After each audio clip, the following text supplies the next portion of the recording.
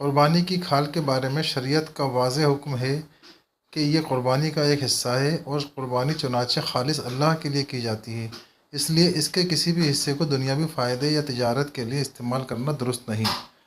قربانی کی کھال یا تو قربانی کرنے والا خود اپنے ذاتی استعمال میں لا سکتا ہے، جیسے چمڑا استعمال کرنا وغیرہ، یا پھر بہتر یہ ہے کہ اسے فقراء یا مساکین پر صدقہ کر دیا جائے تاکہ وہ اس سے فائدہ اٹھا سکیں۔ سنت نبوی صلی اللہ علیہ وسلم یہ ہے کہ کھال کو صدقہ کر دیا جائے، جیسے کہ حضرت علی بن ابی طالب رضی اللہ عنہ کی حدیث سے ثابت ہے۔ اسی طرح قصائی کو اجرت دینا قربانی کے گوشت یا کھال کے ذریعے نہیں ہونا چاہیے، کیونکہ یہ خلاف سنت ہے۔